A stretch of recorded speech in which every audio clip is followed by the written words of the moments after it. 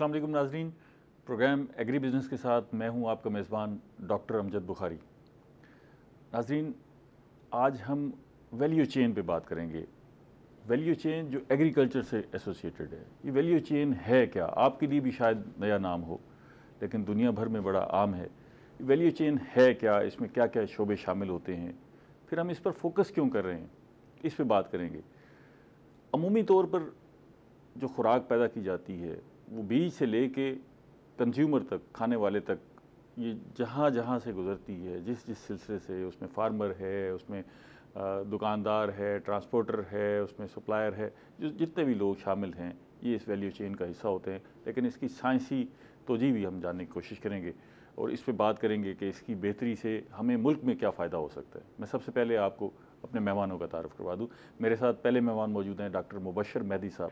آپ ڈائریکٹر ہیں incubation centre agri business, agriculture کے حوالے سے جو بزنس کی پروموشن ہے اس پہ کام کرتے ہیں، زرعی یونیورسٹی ملتان سے منسلک ہیں۔ دوسرے مہمان موجود ہیں میجر ریٹائرڈ طارق خان صاحب۔ آپ کاشتکار ہیں، مثالی کاشتکار ہیں اور ایکسپورٹر ہیں، بڑا نام ہے ملتان کا، اس ساری صورتحال کو بہتر انداز سے سمجھتے ہیں، ان سے بھی پوچھیں گے۔ اور تیسرے مہمان ہیں ڈاکٹر عمر فاروق صاحب۔ آپ نیوٹریشنسٹ ہیں، ماہر غذائیات ہیں، زرعی یونیورسٹی ملتان سے منسلک ہیں، پڑھاتے بھی ہیں اور تحقیق بھی کرتے ہیں۔ آپ تینوں مہمانوں کا بہت شکریہ۔ ڈاکٹر صاحب، پہلے تو ہمیں ذرا آسان لفظوں میں ویلیو چین سمجھا دیجیے گا، عام کاشتکار کے اور عام ویور کے سمجھنے کے لیے، کہ ویلیو چین سے مراد کیا ہے؟ بہت شکریہ جی، آپ نے مجھے دعوت دی۔ ویلیو چین ایک عام بندے کے لیے تو ایک نیا کانسیپٹ ہو سکتا ہے، لیکن پریکٹیکلی ہوتا ہے۔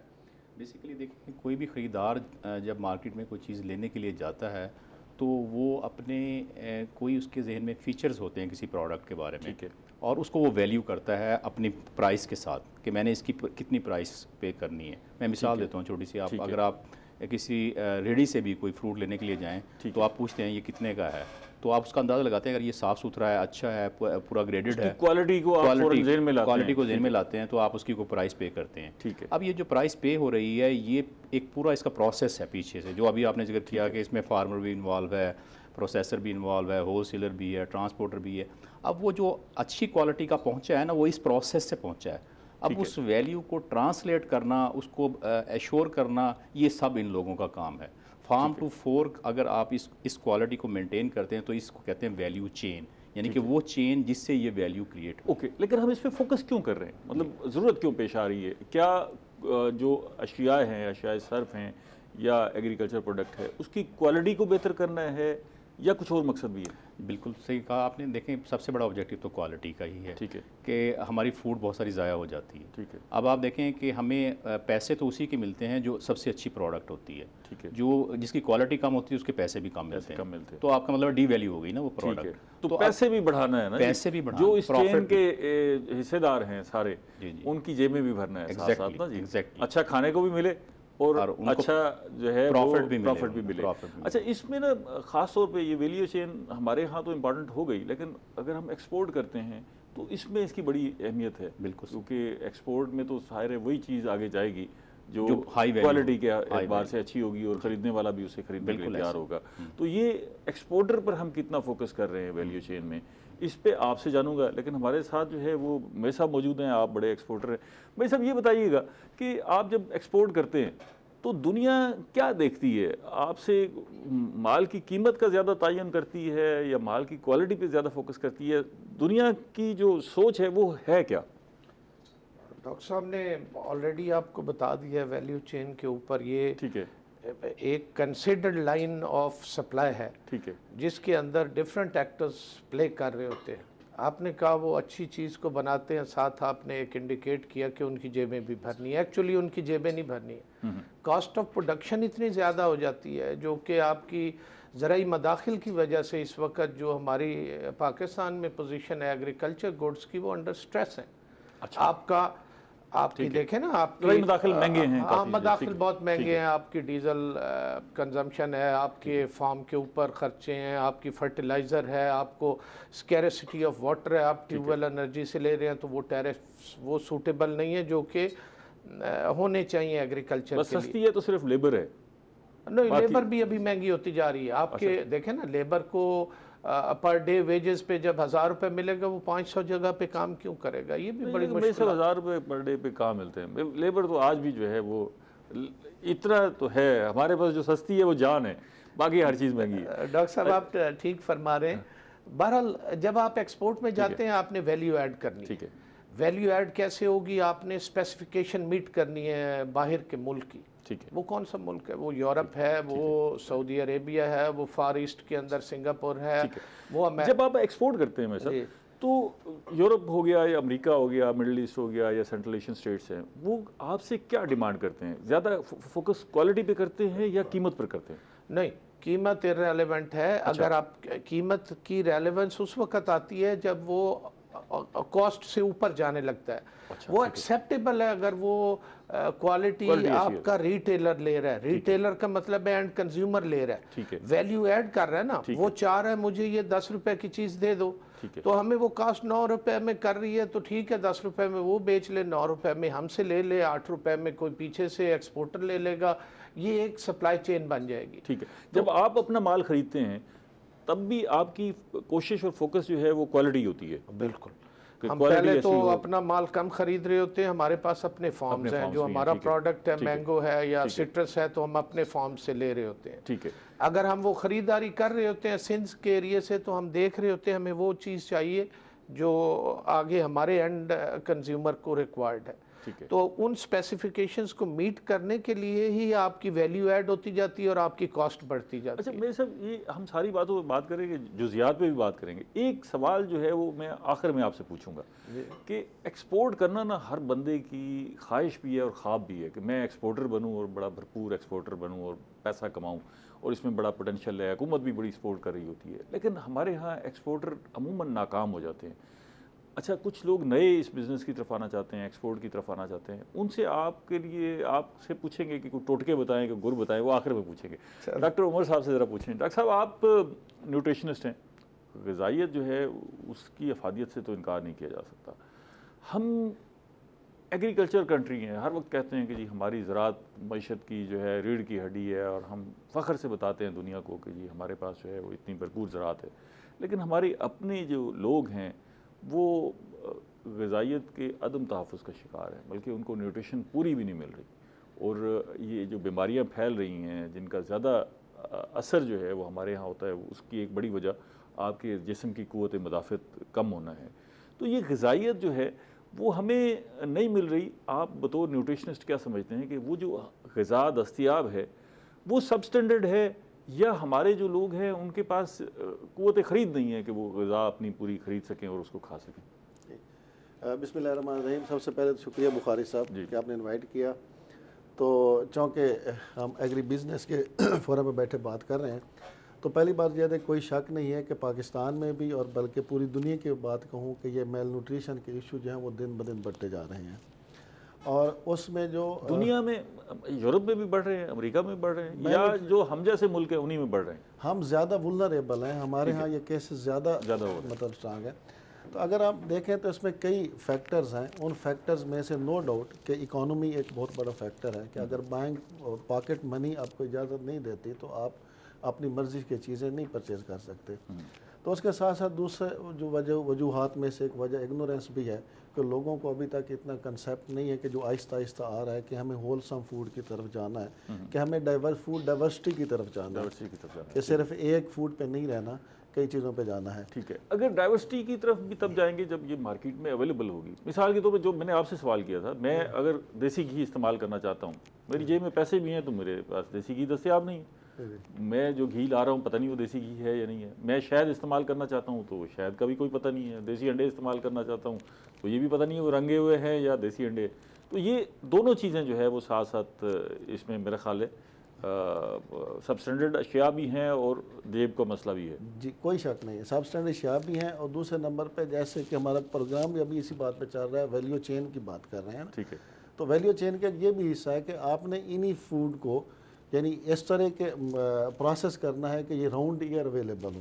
تو جو آپ بات کر رہے تھے اویلیبلٹی کی, ہر وقت اویلیبل ہو, ہر وقت اویلیبل ہو, تو وہ ویلیو چین کا ایک سے ہی بہتر کیا جا سکتا ہے. بہتر کیا جا سکتا ہے. اچھا ایک ضمنی سا سوال ہے, جی جی آپ ماہر غذائیات ہیں, آپ کی غذا تو ہم سب کے لیے آئیڈیل ہوگی نا جی, وہ کیا ٹوٹکا نسخہ ہے کہ جو آپ اپنے لیے استعمال کرتے ہیں, ہمیں بتائیں کہ جی یہ غذا آپ کھاتے ہیں ہمیں بھی یہ کھانی چاہیے.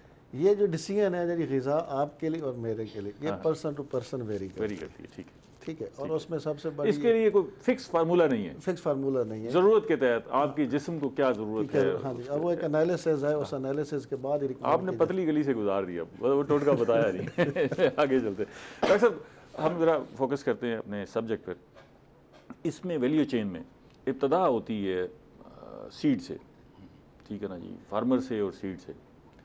میرا خیال ہے کہ ہم وہیں کافی ساری گڑبڑ کر جاتے ہیں اور جس سے سارا جو ویلیو چین ہے وہ ڈسٹرب ہو جاتا ہے.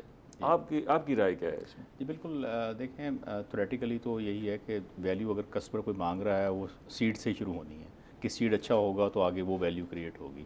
ہمارے ہاں انفارچونیٹلی سسٹم جو ایگریکلچر میں جو سسٹم ہے وہ پراپرلی سرٹیفائڈ ہی نہیں ہو سکے. بہت ساری کراپس میں سرٹیفائڈ سیڈ اویلیبل ہی نہیں ہے. تو اب جب سرٹیفائڈ سیڈ ہی اویلیبل نہیں ہے تو آپ کیسے ایک کوالٹی کی پروڈکٹ پروڈیوس کریں گے؟ ٹھیک ہے. اب جیسے میرے ساتھ مینگو کے بہت بڑے گروور بیٹھے ہوئے ہیں, ان کو بھی پتہ ہے کہ مینگو کی سرٹیفائڈ نرسری کتنی ہے پاکستان میں, گنتی کی ہوں گی بڑی, جن سے آپ کو سرٹیفائڈ پلانٹ ملیں گے جو یہ شور کریں گے کہ اس سے کوالٹی کی چیز پیدا ہوگی. میں سب سے پوچھ لیتے ہیں, پہلے اسی پہ بات کر لیتے ہیں, کیوں جی مینگو کی سرٹیفائڈ, کیونکہ ہمارا مینگو کی ایکسپورٹ پہ بڑا فوکس ہے نا جی, کوشش کرتے ہیں کہ جو پروڈکٹ ہے اسی کو بیچ لیا جائے. مینگو کی سرٹیفائڈ نرسریاں واقعی ضرورت ہیں, اور ہیں تو اتنی ہیں کہ وہ ہماری ضرورت پوری کرتی ہوں؟ بخاری صاحب, یہ تو ایگریکلچر میں ہر چیز کی نرسری چاہیے اور وہ سرٹیفائڈ ہونی چاہیے, وہ انڈر دی کینوپی ہونی چاہیے, انڈر دی انوائرمنٹ ریکوائرمنٹ کے مطابق ہونی چاہیے. تو عام میں تو بالکل نہیں ہے. یہاں ایک چھوٹی سی کاوش کی ہوئی ہے انہوں نے, مینگو ریسرچ انسٹیٹیوٹ نے, ان کے پاس تھوڑے سے پودے ہوتے ہیں, 200 پودا بناتے ہیں ایک سال میں, ایک فارمر کو دیتے ہیں. تو وہ ایک اچھا سیڈلنگ ہی, جب تک سیڈ ہی نہیں آ رہا ہوگا تو وہ گرو کیسے کرے گا؟ آپ کی دوسری سوائل کمپیٹیبل ہونی چاہیے. تو ہمارا فارمر اتنا انویئر ہے, وہ سوائل کے انالیسس نہیں لیتا. آپ کا پانی بہت اچھا ہونا چاہیے, اس کو کمپیٹیبل ہے سوائل کے ساتھ اور آپ کے سیڈ کے ساتھ, تو ہم وہ 2-3 انالیسس ہی نہیں لیتے. ہمارا فارمر نہیں لیتا, پروگریسو کرا لیتا ہوگا کہ اس نے سوائل کیسے. تو آپ اس کو کیسے مینیج کرتے ہیں؟ آپ کا تو یہ بزنس ہے, تو آپ یہ جو ہماری جو روایتی نرسری ہیں انہی سے پودے نہیں, وہ ہم نے ابھی with the passage of time اپنی نرسریز گرو کی ہوئی ہیں. آپ سے لوگ کہتے ہوں گے ہمارے باغات لگا کے دیں, تو پھر وہ آپ اپنی نرسری سے اس کو کرتے ہیں؟ نہیں, ہم اپنے ہی مینیج کر لیں, بہت ہے, اپنے کام تک ہے. تو ہم نے اپنی نرسریز بنائی ہوئی ہیں. کچھ اسسٹنٹس ہم مینگو ریسرچ انسٹیٹیوٹ سے لے لیتے ہیں. آف کورس ایگریکلچر یونیورسٹی ہمیں بہت ہیلپ کرتی ہے ٹیکنیکلی, یہ ساری ان پٹ ان کی ہوتی ہے. ان کی یہ فوڈ ٹیکنالوجی ڈپارٹمنٹ ہے, ان کا ہارٹیکلچر ڈپارٹمنٹ ہے. میں تو خود انگیج رہتا ہوں ان کے ساتھ. آپ کو جب تک لیٹسٹ کنٹمپریری نالج نہیں ہوگا آپ کیسے آگے بڑھ نہیں سکتے. اس پہ مزید بات کرتے ہیں, ایک بریک لے لیں. ناظرین ہمارے ساتھ رہیے گا, اہم موضوع ہے. ملتے ہیں ایک چھوٹی سی بریک کے بعد.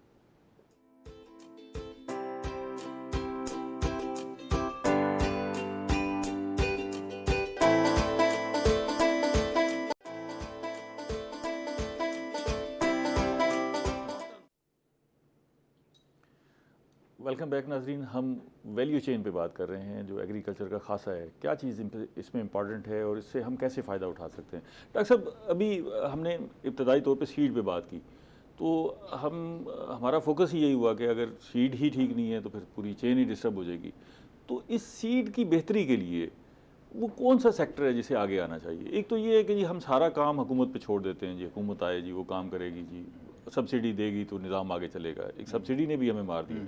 دوسرا یہ ہے کہ دیکھیں نا, اس شعبے میں تو نجی سیکٹر آگے آ سکتا ہے, اس میں پوٹینشیل ہے, خریدنے والے بھی موجود ہیں.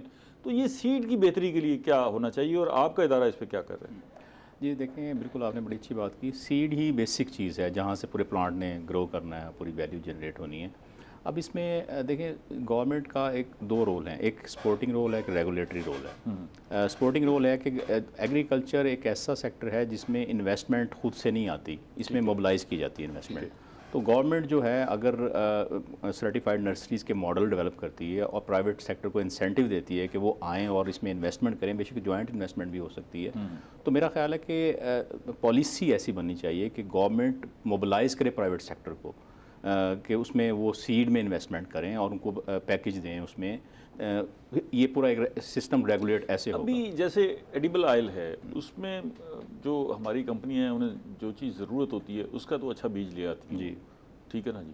تو یہ اگر آپ یہ کہہ رہے ہیں کہ جی ان کو ترغیب دی جائے, انسینٹیوائز کیا جائے, کبھی ایسا یہ آپ کے لیے پیسہ ہے ادھر آئیں اور اس میں پیسہ جو ہے وہ کمائیں پھر ہی آئیں گی, ورنہ جو بالکل ایسے ہی دیکھیں نا, آپ انسینٹیو دے دیں نا کسی کو. اگر باہر سے کسی نے سیڈ امپورٹ کرنا ہے تو آپ کسٹمز میں ریلیکسیشن دیتے ہیں, کوئی لوکل R&D میں اس کو ہیلپ کرتے ہیں, یا مطلب کوئی نہ کوئی آپ ان کو سبسڈی نہیں میں کہہ رہا کہ سپورٹ کرتے ہیں ان کو, مطلب ان کو ایک کنڈیوسیو انوائرمنٹ پرووائڈ کرتے ہیں کہ اس میں آئیں. انویسٹمنٹ آپ کا بھائی صاحب آپ کی کیا رائے ہے؟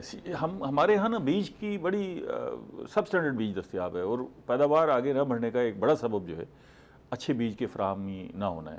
آپ کے ذہن میں کیا آئیڈیا ہے کہ ہم بہتر بیج کیسے پروڈیوس کر سکتے ہیں؟ سر انہوں نے ہائی لائٹ کر دیا ہے. میرے خیال میں آپ کے جتنے ریسرچ اسٹیشن ہیں, چاہے وہ آم کا ہو, چاہے وہ جیسے رائس کا ہو, چاہے وہ ویٹ کا ہے یا کاٹن کا ہے, ہمارے ملک میں جو بیک بون تھی نا اس کو سپورٹ تھی کاٹن انڈسٹری کی. آپ کی پھٹی کپاس آ رہی تھی, آپ کی جننگ چل رہی تھی, اور آپ پوری زراعت کو سپورٹ تھی, پورے زراعت کو. اب آپ کا جو پھٹی بیٹھی ہے تو زراعت بیٹھی نہیں, وہ کپاس کیوں بیٹھی ہے, اس کا بیک اینڈ تو بیج ہے. آپ کے سارے وہ کنٹیمنیٹ ہو گئے بیج. آپ کو کسی باہر کی ملٹی نیشنل کمپنی نے اپروچ کیا, میرے خیال میں منسینٹو تھا یا کیا تھا, انہوں نے انڈیا میں بھی کیا, وہاں پہ تو اب چل گئی کپاس, ہم نے ان کی ایکسیپٹ نہیں کی. اب جو بیج لے کے آئے گا, اگر آپ خود نہیں ڈیولپ کر سکتے, آپ کے ریسرچ اسٹیشن ویسے ہی سوئے پڑے ہیں, یا ان کے پاس اتنی کیپیسٹی نہیں ہے, یا فائنانسز نہیں ہے اس پہ ریسرچ کریں, لمبا ٹائم ہے. تو منسینٹو آ رہا تھا, وہ جو کمپنی باہر سے آئے گی وہ اپنی ڈیمانڈز تو رکھے گی. ہم نے ایگری نہیں کیا تو کپاس کا, اب آپ کپاس کی بیلز امپورٹ کر رہے ہیں اور $7-8 بلین کی امپورٹ کر رہے ہیں ہر سال. آپ کے پاس تو ڈالر نہیں ہے. آگے کے حالات ہمیں اس وقت جو ہے شاید 200 ملین کو کراس کرنا چاہیے تھا, جو ہم پیچھے آ گئے. اچھا یہ بتائیے گا کہ ڈاکٹر صاحب یہ ابھی بیج کے حوالے سے بات ہو رہی تھی, تو اس پہ آپ کچھ کہنا چاہیں گے, پھر میں آپ سے اسپیسیفک سوال کرتا ہوں. جی میں اسی پہ بات کرنا چاہ رہا تھا. تو بیسیکلی جب آپ نیوٹریشن کی بات کرتے ہیں نا, تو نیوٹریشن کا تعلق بھی آپ دیکھتے ہیں تو اس کی بیسیکلی سیڈ یا ورائٹی سے ہے. ٹھیک ہے, ورائٹی کے ساتھ نیوٹریشن ویلیو جو چینج ہو جاتی ہے. مثلا ہم مینگو کی بات کر رہے تھے کہ ہمیں اگر ایکسپورٹ کوالٹی کا مینگو پروڈیوس کرنا ہے تو اس کے لیے ظاہر ہے ہمارے پاس یونیفارم سائز ہو, یونیفارم کلر ہو, پھر اس کی نیوٹریشنل ویلیو پراپر ہو. تو جب تک آپ ایک سرٹیفائڈ نرسری سے یا ایک اسپیسیفک سیڈ سے اس کو گرو نہیں کریں گے تو ظاہر ہے آگے. پلس اس میں ایک اور چیز بھی ایڈ کرتا جاؤں, اسی طرح جیسا ابھی مزید اس کے اندر نا بریڈنگ کی بھی ضرورت ہے. اچھا, مثلا ابھی میں بات کرتا ہوں کہ ہمارا چونسا فریش مینگو کے طور پہ پوری دنیا میں بہت ایکسیپٹیبل ہے, لیکن جب ہم اس کی پلپ یا پیوری لے کے جاتے ہیں تو اس کا وہ کلر نہ ہونے کی وجہ سے تو ہمیں وہ اس کی جو ڈیمانڈ ہے وہ نہیں ملتی, کہ اس کا صرف کلر جو ہے وہ لائٹ ہے. مزید اس پلپ سے پھر ہم آگے جب پروڈکٹ بناتے ہیں تو وہ کلر اور لائٹ ہو جاتا ہے. تو اس لیے بہت ضروری ہے کہ جب بیس ٹھیک نہیں ہے تو آپ کی پروڈکٹ بھی ٹھیک نہیں ہوگی. ٹھیک ہے ڈاکٹر صاحب, آپ نیوٹریشنسٹ ہیں تو آپ بھی فوکس کرتے ہیں کہ جو ہمارے ہاں فصل ہوتی ہے, جو غذا تیار کی جاتی ہے, اس کی نیوٹریشن ویلیو جو ہے وہ بہتر ہو. اس کے ساتھ ساتھ آپ اس کی پریزنٹیشن پر بھی زور دیتے ہیں. دونوں چیزیں ہیں نا جی. اگر ہم ویلیو ایڈیشن کی بات کرتے ہیں, اگر ایک آم اچھا ہے تو اس میں غذائیت بھی ہونی چاہیے اور اس کو خوبصورت بھی ہونا چاہیے. تو یہ آپ صرف فوکس اس کی غذائیت پہ کرتے ہیں یا اس کی پریزنٹیشن پہ بھی کرتے ہیں؟ سر سب سے پہلے آپ, میرا سوال آپ سے بلکہ یہ والا کہ آپ مارکیٹ میں جائیں تو سب سے پہلی چیز آپ چیز خریدتے وقت کیا دیکھیں گے؟ ظاہر ہے اس کی جو چیز دیکھنے میں اچھی نہیں لگے گی, ظاہر ہے کھانے میں سب سے پہلے لوگ. اس کا مطلب یہ ہے کہ یہ ویلیو چین میں یہ بھی ضروری ہے کہ اس کی پریزنٹیشن بھی اچھی ہے. سر پہلا جو کرائیٹیریا ہے کسی بھی کسٹمر کو اپنی طرف اٹریکٹ کرنے کا, وہ اس کی لک ہے, اس کا ڈسپلے ہے. وہ ڈسپلے جب تک اچھا نہیں ہے تو آپ کسٹمر آپ کی طرف آتا ہی نہیں ہے. کاسمیٹک اپیرنس جسے آپ اسی کو ڈاکٹر صاحب اس کو ہم ویلیو چین کہتے کیوں ہیں؟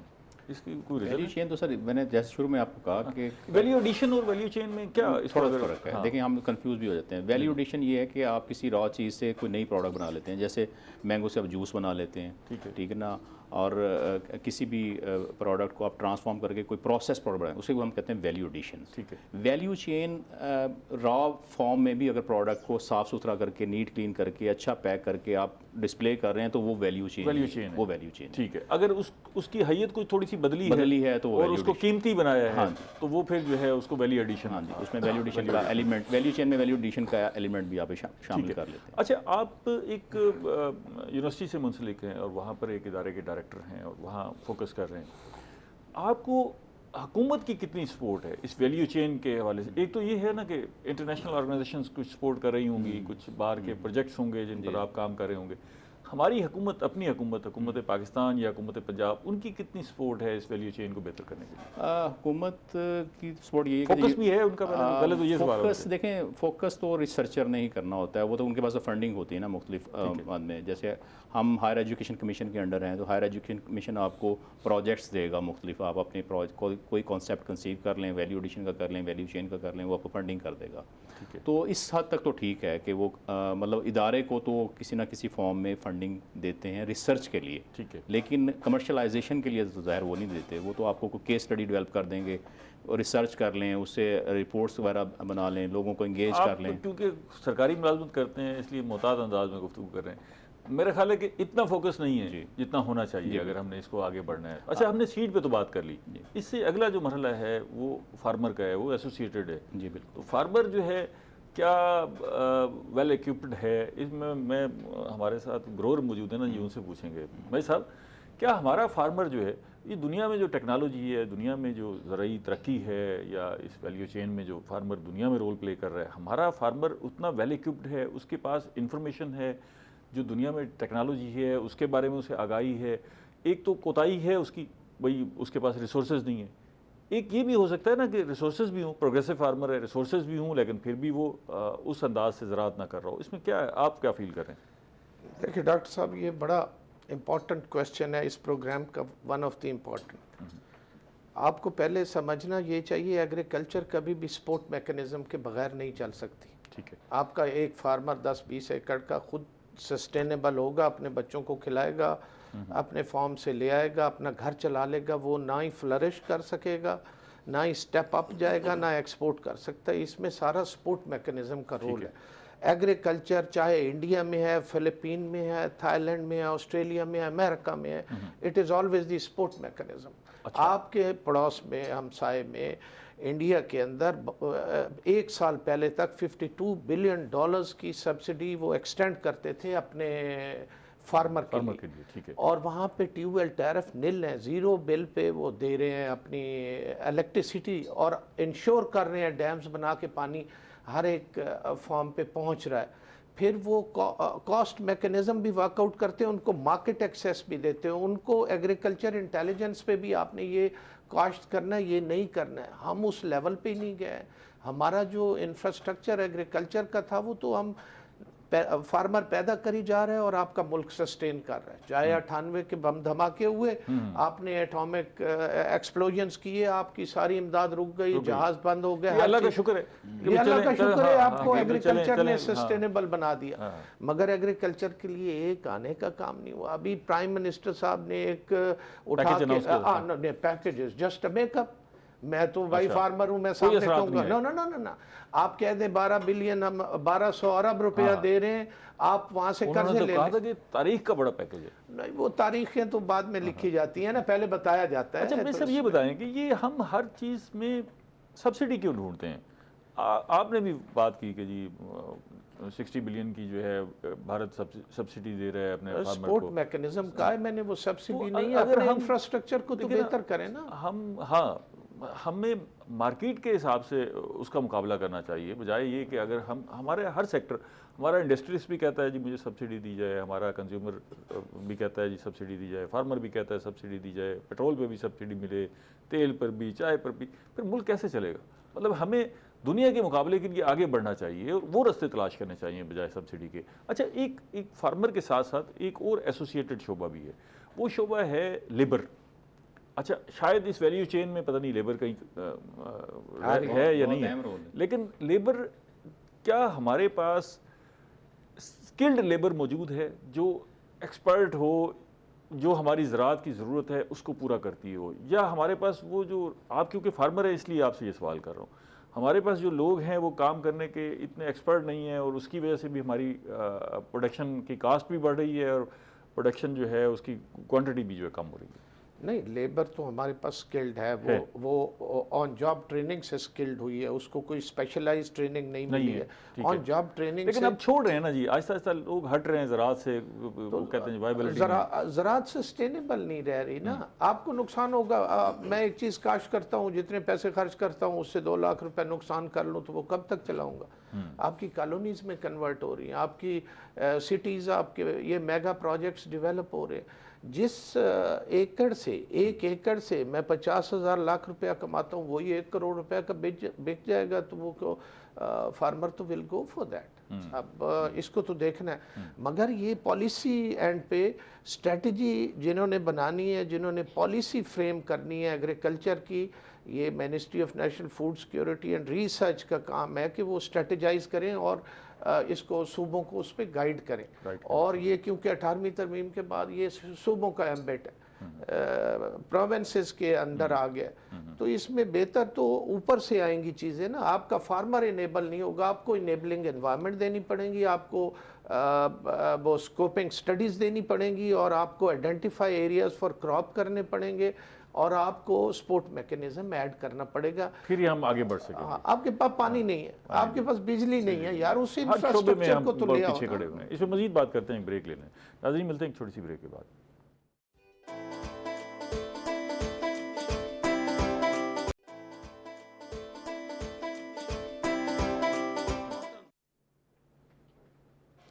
ویلکم بیک ناظرین.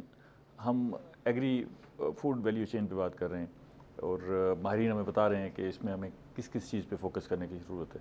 ڈاکٹر عمر صاحب یہ بتائیے گا کہ اس چین کو ہم دیکھیں تو ایسے لگتا ہے کہ سارے جو سٹیک ہولڈرز ہیں وہ کہیں نہ کہیں سے پروٹیکٹڈ ہیں سوائے فارمر کے. اگر آپ اس کو غور کریں تو انہوں نے اپنی تحفظ کے کوئی نہ کوئی رستے تلاش کر لیے ہیں. سیڈ بیچنے والا ہے, سیڈ سپلائر ہے, پھر ٹرانسپورٹر ہے, ہول سیلر ہے, ریٹیلر ہے, وہ کہیں نہ کہیں پروٹیکٹڈ نظر آتا ہے. اس میں سب سے زیادہ ولنریبل جو ہے وہ فارمر نظر آتا ہے, جس کو جو میسر ہے بیج کا کوئی پتہ نہیں, جب وہ پودا نکلے گا تو پتہ لگے گا کہ اس کی کیا صورتحال ہوئی.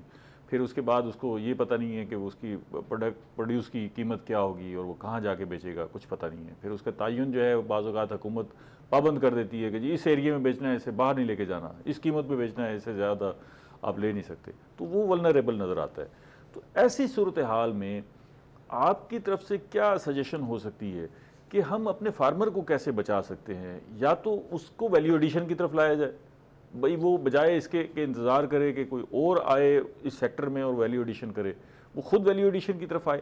ہمیں پروٹیکشن زیادہ چاہیے فارمر کی, آپ کے پاس کیا تجویز ہے اس کی؟ جی بالکل, بہت اچھا آپ نے سوال کیا, اور میرا بیسک سلوشن بھی یہی ہے, جس کو ہم بلکہ اس کو ٹرم ہم بولتے ہیں کہ آن فارم جو پروسیسنگ ہے نا, کہ آن فارم ویلیو ایڈیشن جو ہے کہ فارمر ہی اپنی پروڈکٹ میں ویلیو ایڈ کر کے اس کو مارکیٹ میں لے کے جائے. اس میں تھوڑی ظاہر ہے پھر آپ فارمر کو تھوڑی سی اویئرنیس اور ٹریننگ کی ضرورت ہے, جو کہ اگر یونیورسٹیز یعنی اکیڈیمیا اور فارمر یہ اگر ایک لائزان آپس میں اسٹرانگ کرتے ہیں زیادہ, تو یونیورسٹیز کا کام ہی یہی ہے کہ جو بھی ٹیکنالوجی یہاں پہ ڈیولپ ہو رہی ہے وہ فارمر تک ٹرانسفر کی جائے, تو فارمر کو ٹرین کیا جائے اس معاملے میں تاکہ وہ اپنی پروڈکٹ کی ویلیو زیادہ گین کر سکے. اگر وہ ویلیو چینج یا ویلیو ایڈیشن کر لیتا ہے تو اس کا جو آؤٹ کم ہے وہ زیادہ آئے گا ان ٹرم آف فائنانس. تو اس فائنانس کے فارمر کے فائنانس بہتر ہونے سے مطلب ایک پوری سوسائٹی کا میں کہتا ہوں کہ لیول امپروو ہوتا ہے, کیونکہ اس نے پوری سوسائٹی کو فیڈ کرنا ہے. اس کے اثرات آگے تک جائیں گے, کنزیومر تک جائیں گے, کنزیومر تک جائیں گے, ایون کہ یہ نیشن تک جائیں گے. ٹھیک ہے, ٹھیک ہے. اچھا میں صاحب یہ ممکن ہے فارمر کے لیے کہ وہ ویلیو ایڈیشن کر لے؟ کیا اس کے پاس اتنا وقت بھی ہے, اتنے وسائل بھی ہیں, اور وہ اتنی آگاہی بھی ہے کہ وہ ویلیو ایڈیشن کر سکے؟ میں نے آپ کو بتایا کہ لوگ انٹرسٹڈ کم ہوتے جا رہے ہیں, ان کا انٹرسٹ لوز ہو رہا ہے اپنی زمین کے ساتھ. انیبیشن پہلے ہم گاؤں میں رہ رہے تھے, لوگ رہ رہے تھے, وہ گاؤں کے ساتھ ان کا روزگار وابستہ تھا. اب کالونیز ٹیک اوور کر رہی ہیں, پرٹیکولرلی ساؤتھ پنجاب میں, اور میں ادھر کی بات کروں گا. تو اس کی کیا وجہ ہے؟ اس کی وجہ یہی ہے کہ اس کو वापसी रिटर्न वो घाटे नहीं, का सौदा हो गया ना जी। घाटे का सौदा हाँ, हो गया। सीधी सी बात है कि ज़राअत घाटे का सौदा है, और क्यों आपने की कहा ये सारी प्रोग्रेसिव जितने प्रैक्टिसेस हैं, लेटेस्ट गुड एग्रीकल्चर प्रैक्टिसेस, इनको अडॉप्ट करें, इनको वैल्यू ऐड करें। मुझे पता है हमने किया है ना, ठीक है। तो ये बहुत कुछ खोना पड़ता है, बड़ा कुछ वो करना पड़ता है, और फिर आपको कमाई भी मिलती है। इसमें आपको सस्टेनेबल होना पड़ता है। तो हमारे उसकी हैंड होल्डिंग तो कोई करे ना, वो फार्मर इतना कैपेसिटी नहीं है, वो नॉलेज भी गेन करे, वो अपनी सारी चीज़ों की मैनेज भी करे। उसको आपका पानी नहीं है अवेलेबल, आपके रिसोर्सेज डिप्लीट हो रहे हैं, आपकी बिजली नहीं है, अवेलेबल ही नहीं है, आप डीजल ले आएंगे तो उसकी आप कीमतों का देखें किधर वर्ल्ड दुनिया में क्या कीमतें हैं इस वक्त पर बैरल। और क्या अभी कल हमारे फाइनेंस मिनिस्टर ने अनाउंस किया, हमें तो एग्रीकल्चर में बड़ी हैंड होल्डिंग की ज़रूरत है अगर आपने सस्टेनेबल करना है और लॉन्ग टर्म अपनी एग्रीकल्चर को समझना है कि यही हमें आगे लेके चलेगी। ठीक है, और इसको एसोसिएट भी करना है इंडस्ट्री के साथ ना, मतलब जाहिर है आप ज़राअत से तो तरक्की नहीं कर सकते। सर एसोसिएटेड तो हम ऑलरेडी हैं ना। आपकी इंडस्ट्री में 75% रॉ गुड्स कहाँ से जा रही हैं? कपास जा रही है तो टेक्सटाइल चल रही है, गंदम जा रही है तो फ्लावर मिलें चल रही हैं, लोग फीड हो रहे हैं, आपकी गन्ना जा रहा है तो शुगर मिलें चल रही है, सारी चीज़ें तो एग्रीकल्चर से जा रही आपकी बात ठीक है, लेकिन असूली तौर पे तो जो हमारी चाटी वाली लस्सी थी, हमारा मशरूब तो वो था ना जी, पूरे पाकिस्तान में वो लस्सी पी जाती थी। तो हमें रिप्लेस नहीं होना चाहिए था चाय के साथ, वो चाटी वाली लस्सी जो है किसी न किसी शेप में बिकनी चाहिए थी, लेकिन हम एसोसिएट नहीं कर सके अपने मशरूब को इंडस्ट्री से, वो ख़त्म हो गई और हर तरफ जो है वो बाहर की इंपोर्टेड चाय हम उसको जो है वो पी रहे हैं और हैवी बिल है। ये मेरे ख्याल में एक मैंने मिसाल दी है, नहीं, ये तरक्की के वो जीने हैं जिन्होंने वैल्यू पीछे छोड़ दी, वो अपने ट्रेडिशंस को पीछे छोड़ा। ये चीज़ें चाटी की लस्सी और ये चीज़ें गुड़ आपको वहाँ तो मिलेगा जहाँ आप गांव में जाएंगे, और वो सारी वहाँ भी नहीं है, शायद आपको मिल जाता होगा, आप वहीं रहते हैं शायद, अदरवाइज़ जो है आपके पास जो सारा सेटअप है ना जी, अदरवाइज़ तो वहाँ अब गाँव में जाए तो ना आपको खालिस दूध मिलता है, ना मक्खन मिलता है, ना ये चाटी की लस्सी मिलती है, ना अंडे मिलते हैं, वो भी फ़ौरन भेजते हैं बाजार से लेके। दूसरों को गिफ्ट करने के लिए और देने के लिए नहीं मिलती, अपने बच्चों को फार्मर खिला रहा है, ये भी गनीमत है। अच्छा हाँ, अगर कहें तो मैं इसमें आप हो सकता है आपका ये सवाल भी हो नेक्स्ट। आपने कहा था कि कैसे इसको एग्रीकल्चर को कैसे बचाया जाए। मेरे साहब ने एक बड़ी अच्छी बात की कि हैंड होल्डिंग की ज़रूरत है। हमारा फार्मर जो है ना उसका फार्म साइज़ बड़ा छोटा हो गया। अब वो ज़मीन अगर उसको कोई सोसाइटी आ जाती है उसको बेचने के लिए तैयार होता है, तो हमारी कोई पॉलिसी नहीं है कि हमने अर्बनाइजेशन किस लेवल तक करनी है, हमने इस शहरों को कहाँ तक एक्सपेंड करना है। अक्सर एक और भी पहलू है ना जी इसमें, देखिए अगर उसके पास 10 एकड़ भी ज़मीन है, अब 10 एकड़ जिसके पास ज़मीन है ना उसकी रोटी पूरी नहीं होती। बिल्कुल सही, ठीक है। हम जब भी कैलकुलेशन करते हैं तो उसकी इनपुट की कास्ट निकाल लेते हैं, उसकी लेबर कास्ट निकाल लेते हैं, फिर हम प्रोड्यूस की कीमत निकाल लेते हैं और ये कहते हैं जी इतनी बचत हो गई।